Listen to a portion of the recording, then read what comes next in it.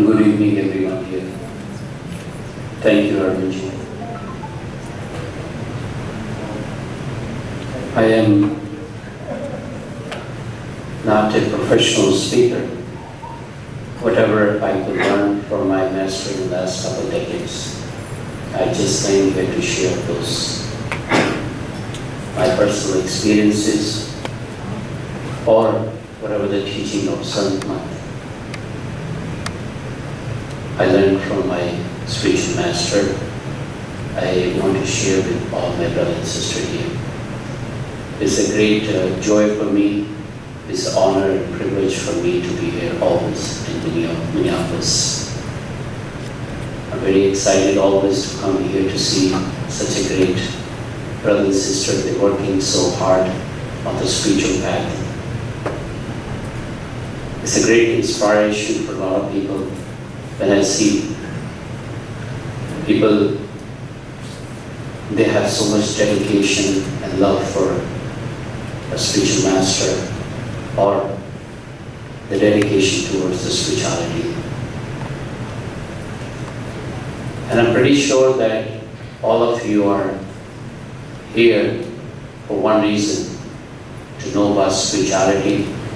Otherwise, it's Friday evening and everybody has some commitments always in their personal life or social activities.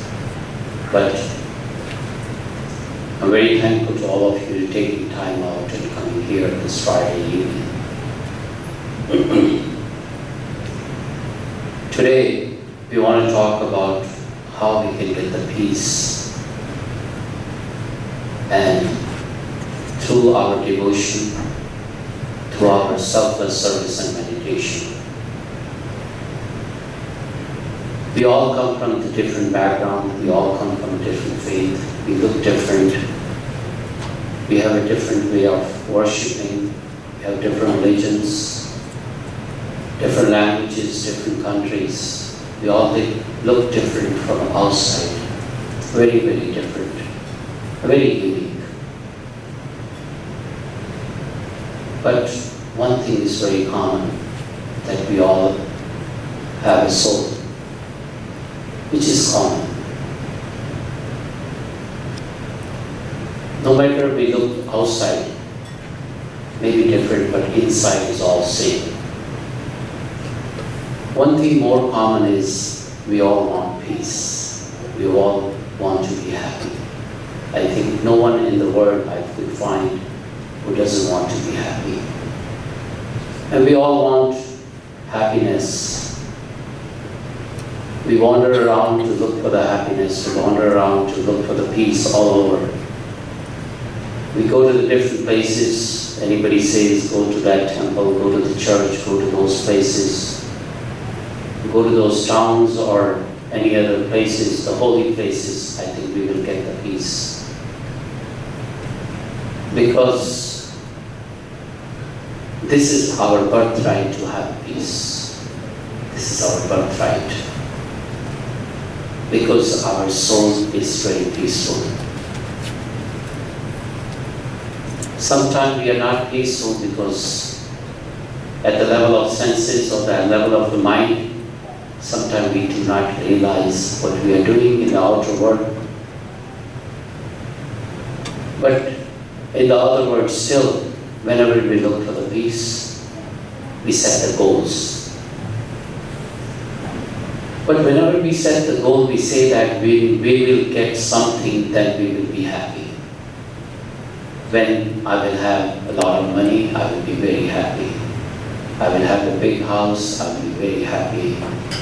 If my business or in my job, when I will be very successful, I will be very happy. Today I am making some money, X amount. Tomorrow when I make Y amount, I'll be very happy. I'll be at peace. Or I'm very young today. I think when I get old, I will not have any other responsibility of my family. I will think about spirituality. I'll be very happy. I'll be at peace. I think we look at the happiness in a different way. But unfortunately, if you look at our life, we don't do those actions to get the happiness, to get the peace. A lot of time it happens. We want to get the happiness, we want to get the peace. We think somebody, some materialistic stuff will give us peace or happiness, but it's not true. Anything which is temporary in this world cannot give the happiness.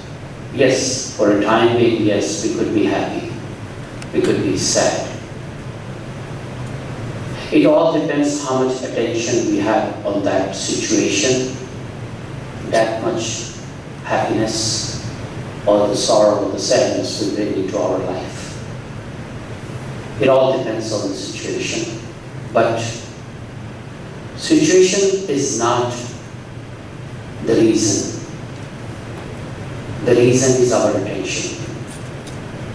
Sometimes we are very happy, we are watching TV at home. We are watching some comedy, maybe some comedy show. We are very happy. We are happy with the family, enjoying. We forget about everything else for those moments. Because our 100% attention is in that TV on the show. But unfortunately, we get a phone call from someone and those are not pleasant calls. Maybe some of the dear one or the friend or the family got into the accident. Now our whole attention went into that accident, that situation. The show is going on. The show is going on the same way it was before the phone call. What happened? Our attention is not there now. We're not enjoying now the same show. Why? Because our attention is now in that accident, in that news.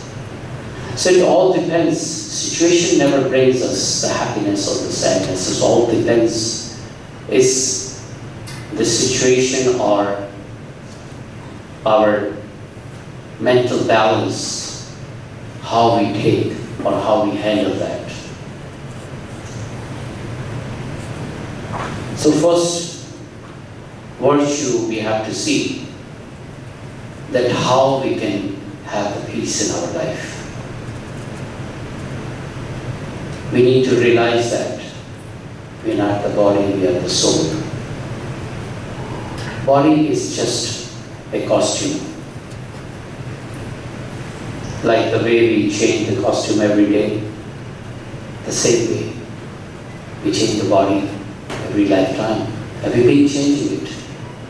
It looks like this lifetime is like 40, 50, 60, 100 years. It's a very big lifetime. If you look at the soul life on the bigger spectrum, this lifetime is just a dot. Just a dot. So, we are not the body, we are the soul. Soul is traveling in the different costumes. The day we realize that we are a part of the God, the day we realize, yes, I want to go back to God. I want to have the merger of my soul and God. That day, I think, we should think this is the time that we are up. We wake up from this materialistic world and we start thinking how we can get to that goal. And that day, the seeker tried to find out the ways to go back to God. We see so many times so many times things happens in our life which is not according to the way we want. We have some death in the family or unnecessarily or something, unfortunately we have some financial problem, or we lost a job, or some illness, sickness in the family. We go to depression, we think too much that why it happened. And that time, or we get some kind of hit from the world or worldly level, we start going towards our spiritual places or religious places more often.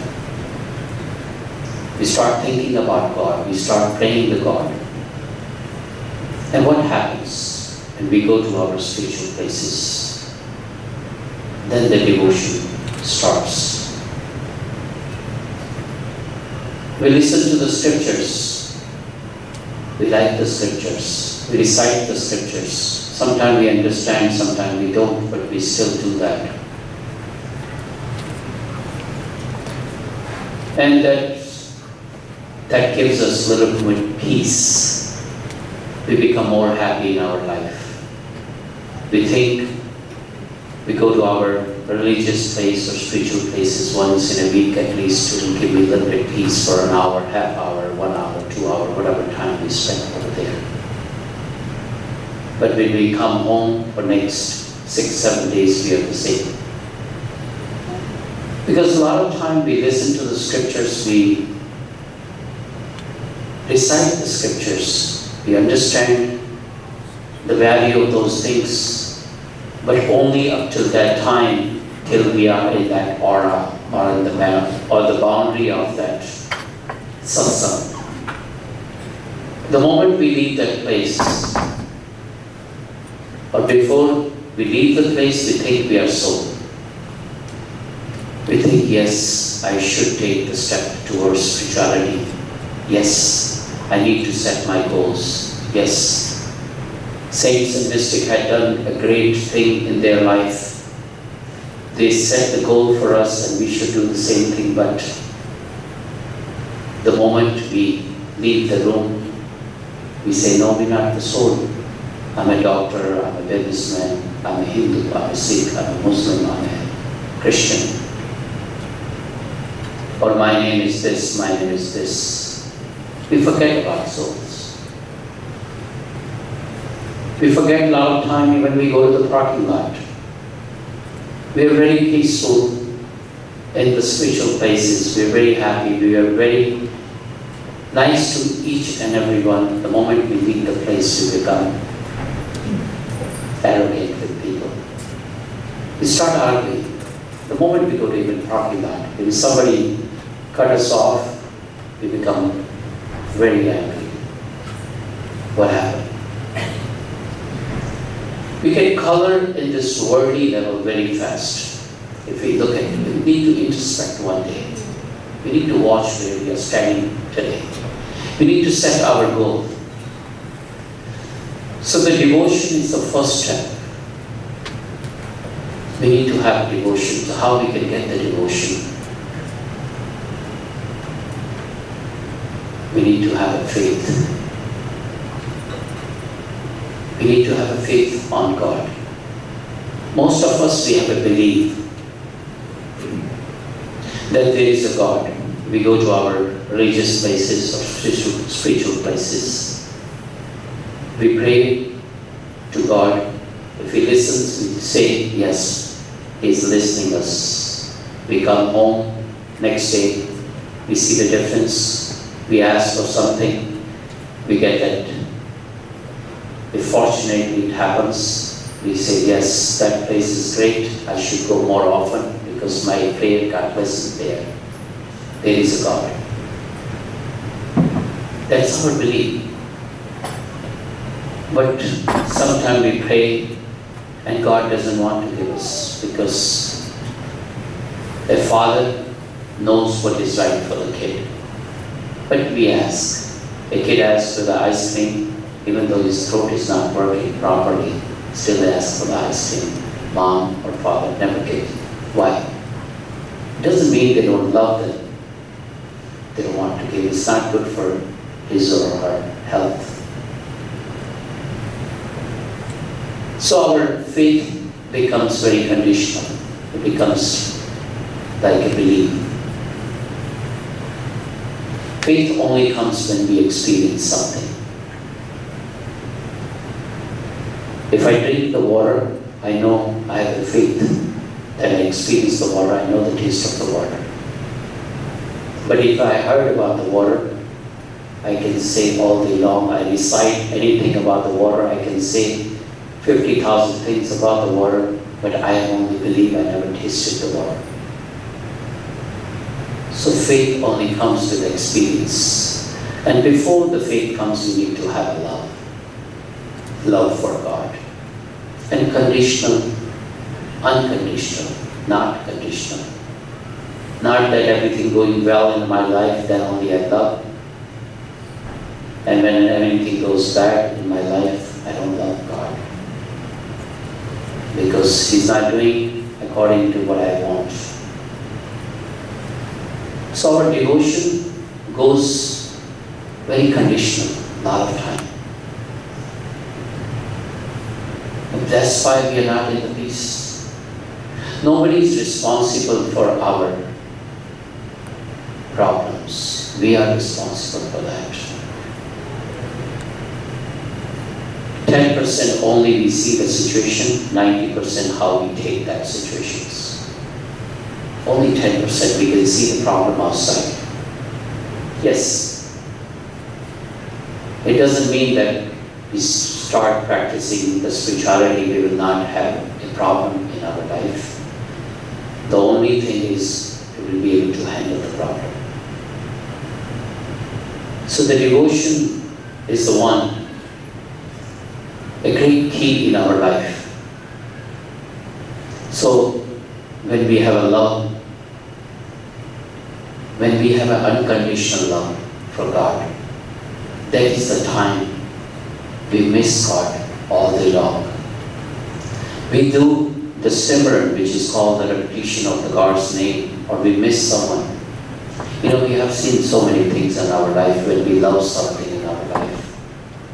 All day long, back of mind, that thing is going on. We have seen so many lover and beloved. What happens? They all day long just thinking about each other. Why? There is a love. There is a bonding. But how many times in 24 hours we think about God? Only that time when we are in problem.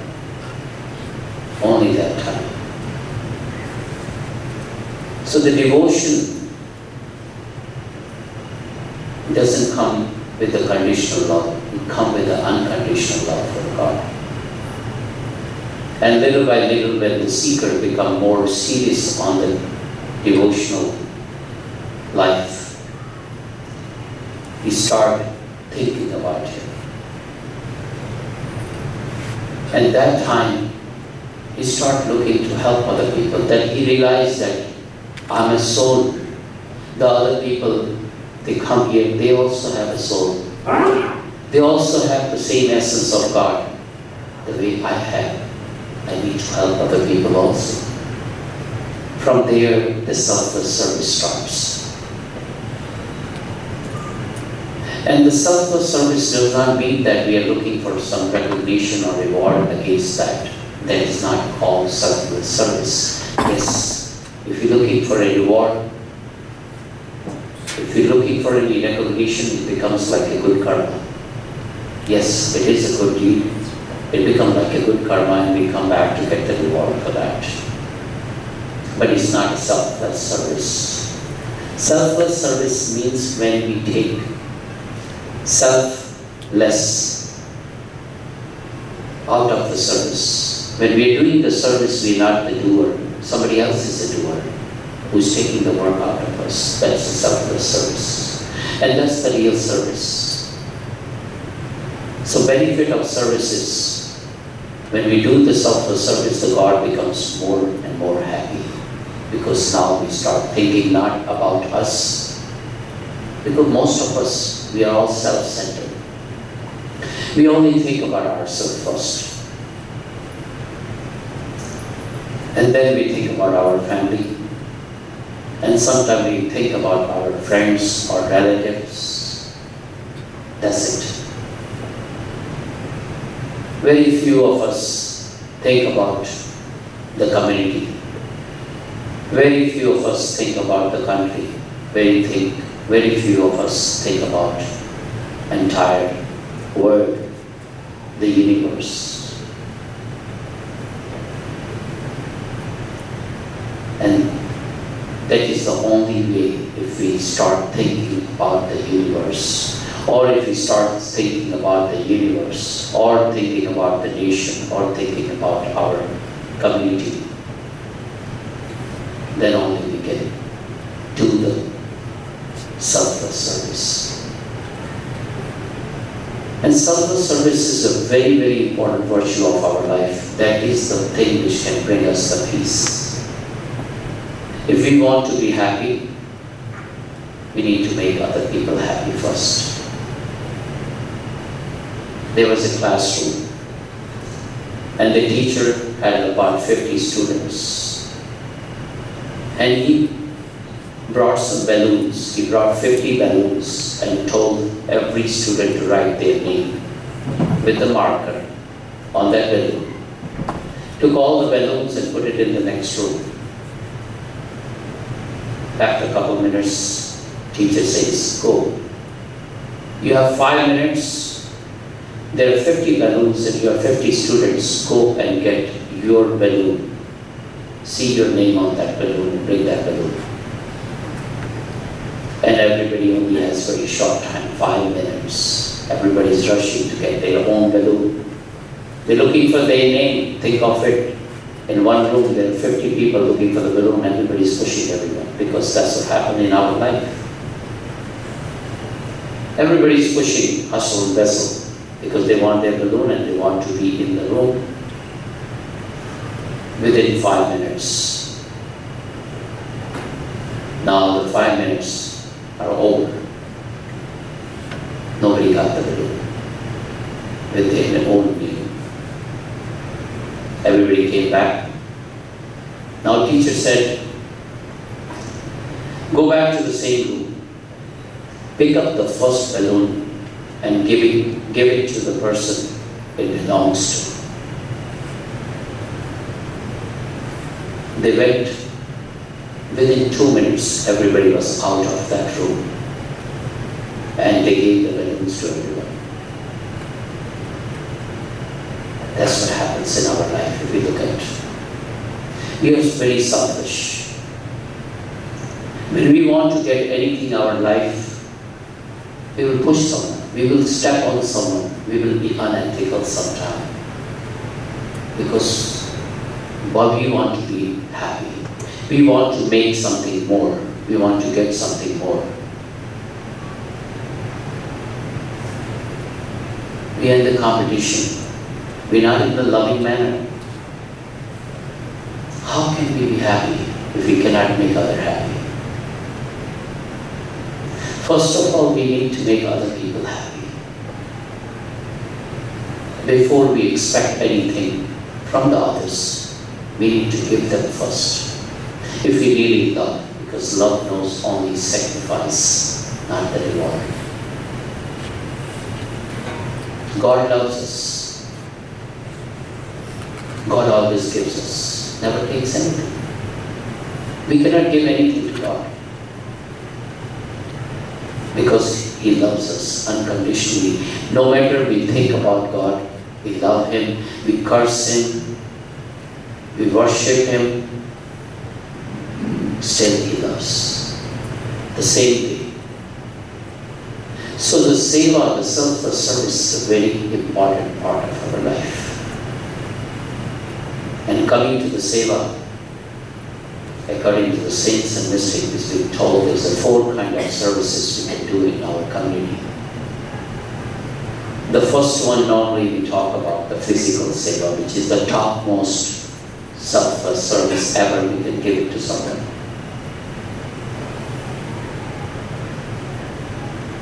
One of the top is this physical service, if we can help someone physically.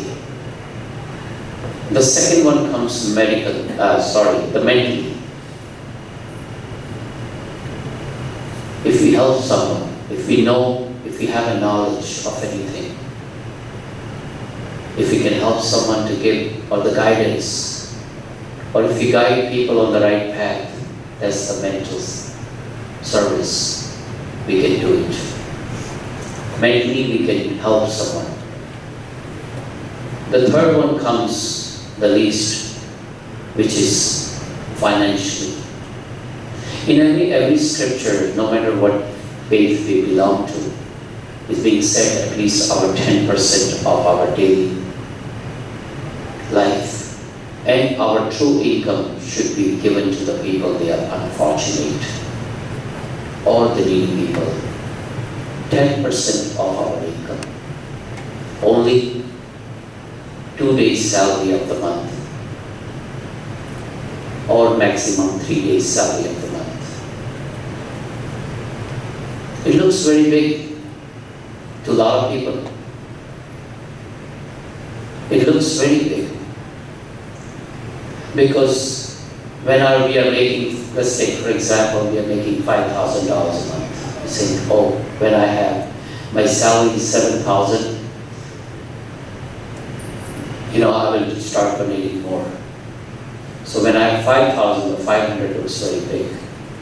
Now, when you start making 7,000, 700 becomes very big. When you make $10,000, 1,000 looks very big. We think, with $1,000 I can pay a lot of bills. And after making any X amount in our life, we still complain we cannot pay our bills. Most of us, we complain, oh, I cannot pay my bills, so much expenses, my income is not enough. You know why? Because we don't pay the real bill. The real bill is the 10% which is being, it's not our money. It's the money belongs to an unfortunate person. The day we get a salary, the day we get a profit of the business, first day we need to take out their share. And then we start spending the 90 cents of a dollar. This is the minimum. Same thing mystics always tells us. And then the topmost service is the meditation. It's the spirit. When we do meditation, this is the topmost seva or the selfless service ever we can do. But in 3 sevas or the 3 selfless services, the topmost comes with the physical. I would like to relate a story from the 6 scriptures, and it's a true story. In the 6th scripture is being written, "Lakh khushiyan paashayan je satguru nazar kare." Means you get a glance of a perfect master. You get all the happiness of this worldly level or spiritual level if you have a one grace or the one glance of a perfect master. The people they come from East might have heard the name Bahadur Shah was the king. He was the son of Aurangzeb. He was the king of India, Delhi. And that was at the time of the 10th Guru, Guru Gobind Singh Ji Maharaj. He was the Sikh 10th Guru. He was a disciple of Guru Gobind Singh Ji Maharaj. One day he was sitting in the satsang and thinking about something. Now Master knows everything. Unfortunately, we think he doesn't know, but he knows everything. So the person is thinking something. The Master says, "What happened, Bahadur Shah? Are you thinking something? You have any doubt?" We all have doubts, right? We all evaluate Master. So he said, "Yes, I have a question." He said, "Whenever I meet you, whenever I greet you, you say, Dhan Guru Ramdas," means it's the grace of Guru Ramdas. He was the 4th Sikh Guru. He said, I do not understand, why do you say this? He said, I tell you a story. He said, at the time of Guru Ram Das Ji, who was the fourth Guru of Sikhs, when they were building the Golden Temple, which is now located in Amritsar, North India, when they were building that, they were a lot of people they were doing the seva over there. And when they make the building, they have people, they do daily wages there. People, they come, they hire professional people, or they hire the people at the daily wages. Or a lot of people, a lot of devotees, they go and do the selfless service. So I said, what happened then? I said, there was a very old gentleman who used to be at the daily wages. He was very, very poor. Every day he would take that money, whatever he would make, buy some grocery for the kids and family and feed them. And he was very, very old. But because he was very poor, he had to work physically. And we have seen a lot of time the people that work on the building, they do very hard work. So every evening, end of the day, Master would come and give the prasad to the people, they do the selfless service. And money to the people, they are at the daily wages. There were 2 lines. So one day, that old man thought, I said, today I do not want to take money, even though I need it. I will sleep hungry, no problem. But I want to take the prasad. I want to go to the line where people, they get selfless service prasad. I just want the blessing of Master. And he came and stood in the line of where the people were there. They had done the selfless service. And Master is coming first to that line. Master knows everything. Master comes and sees that old person. You know, in India they call Babaji. Any old person says, Babaji, you are in the wrong line. You're supposed to be the other line. And I'm positive that I will come there and pay you. And now that old gentleman started crying. He said, oh Master, today I don't want to take money. I only want your blessings. I know it is my need that I have to take some money from you today and feed my kids and my family. But I would rather sleep hungry. But today I only want sleep. I want only your blessings. Master became very happy on that disciple. He said, I'm very happy on you. He gave the gracious, he put his gracious hand on his head. He said, God bless you, bless you, bless you. And he left. And this story is being told by Guru Gobind Singh Ji to Mr. Bahadur Shah, who was the king. After telling this story, Guru Gobind Singh Ji stops. Now Bahadur Shah again asks the question. I said, oh Master, I understand that old person, the poor person, did not take one day's salary or the wages from the Master. He only took the blessing. But my question is different. My question is, whenever I greet you, why would he say Guru Ram Das? Why would he say it's the grace of Guru Ram Das? Master smiled and said, my dear brother, you are that old person. You were the person who did not take the wages for one day. And because of that blessing, today you see, you're the king of the country. Only for that one day blessing. Only the one day wages you didn't take. Because of that blessing, today you are the king of the country. You have thousands and thousands of people out there to serve you. This is the blessing of selfless service. It all depends what we give, how we give. That is more important. Not what we give. What is my intention to give? God sees that only.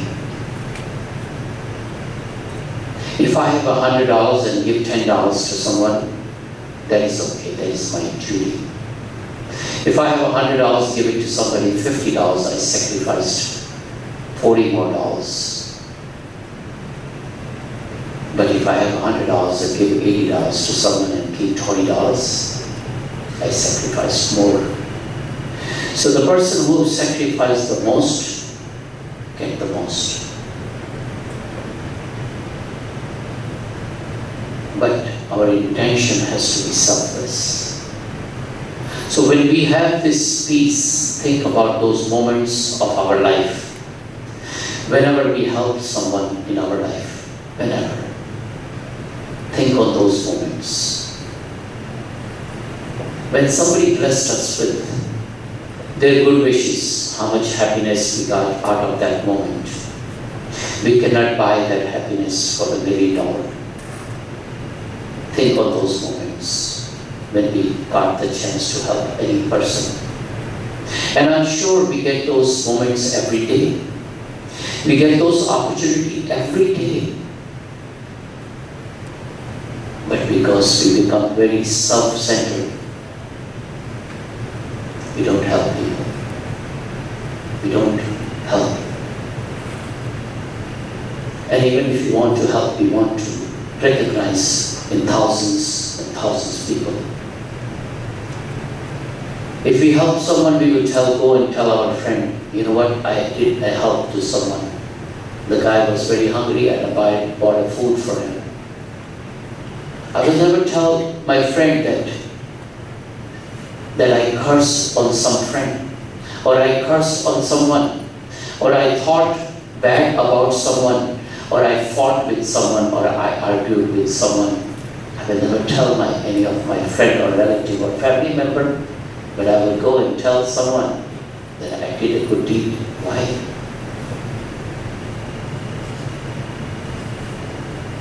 We become very selfish. So the selfless service is a very big virtue in our life. If we help someone, God becomes very happy. In the Gita, Lord Krishna said very clearly, if you feed a poor person, you're feeding me. If you're giving the clothes to a person who's poor, you are giving the clothes to me. You're giving the shelter to somebody who does not have the shelter. You're giving the shelter to me. Because he has the same God, the way we have. God resides in each and every one of us. God does not only resides in the temple or the church or the mosque. We only see the symbol of God there. But the God resides right here on the third eye. That's the seat of the soul. And that's where the God resides in our body. But we want to see the physical eyes, which we cannot. I'm sure there are a lot of parents over here, and if the parents, they have 2 or 3 kids or 4 kids, when they grow older, and when they see one brother is helping other brother, who will be the most happiest person? Father or the mother? Father will be the most happiest person. why he would see that my son is helping my other son. The same way, we all kids of one Father, no matter where we come from. If we look at every person like our own, we embrace everyone like our own, we will have a peace. We will be very, very happy. No one can buy us the happiness. Happiness comes from free. It all depends how we want to take it. If we help the other person, then Father will be happy. A great Father. Because there is only one Father in this universe. Only one Father. And we all are the brother and sister of that one Father. The day we start realizing this point, I think we will start helping others. We will thinking about others, not about ours. Our family only. So the selfless service always helps us to bring the peace. Now if we talk about the spirit, the meditation, how the meditation can bring the peace to us. Everybody knows. Sitting in silence is like the prayer we are listening to the God. When we do the prayer, we ask from God. We go to our worship places, we do the prayer, we ask something from God. But when we sit on meditation, we are listening to God. So meditation, how we can become peaceful. Because we have seen so many people, they do meditation. Their level of understanding is being changed. They also have the stress and strain in their life. Their life is also very hard. It does not mean that we start doing meditation. We don't go through the up and downs of our life. Yes, we have to go through. These are our karmas. We cannot get away from our karmas. Whatever we have done in our past life, we have to either pay for that or we have to get the reward for that. But handling the situation will be better. Master Kripal, Sant Kripal Singh Ji Maharaj from the last century, would always say that, my dear son, you will see the thorn on your way always, but wear the strong boots so you don't feel the pain. You cannot pick up the thorns on the way. Do not waste your time picking up the thorns on the way, but wear the strong boots so you don't feel the pain. So meditation changes our life. Meditation is like making our life air conditioned. If it is hot outside, we have AC going on, we don't feel. If it's cold outside, we have a heat going on, we don't feel the cold. The same way the meditation helps us. It not only makes us peaceful, wherever we go, we spread the peace. And if we go anywhere, we would spread the peace. There will be peace at our home. There will be peace at our workplaces. Wherever we go, we'll be going, we'll be spreading the peace. And if we see, if the peaceful people are there, then there is a turmoil. If love is there, there is a turmoil. Who is going to hate? Who is going to fight? There will be peace on this path, because peace begins with you. Peace begins with me. And that only happens through the meditation. Because meditation is the only one thing which can withdraw our attention from the outer world and concentrate on our third eye, which is the middle of our two eyes. So I would request everyone to sit on meditation for a little bit.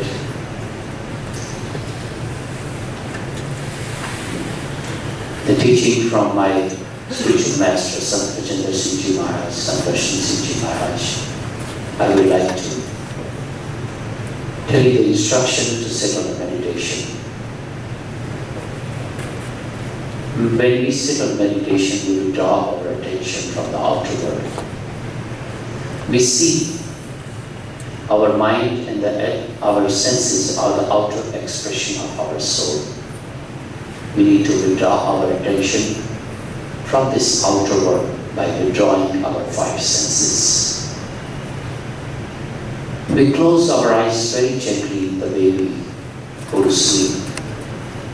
We sit in any comfortable pose where we can sit for a longer time.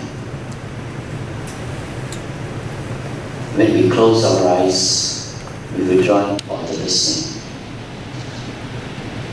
Definitely we don't eat anything when we sit on meditation. We withdraw the sense of our taste. We do not have to change the smell or the fragrance of the room. We do not have to burn any candle or the incense. We withdraw the senses of smell.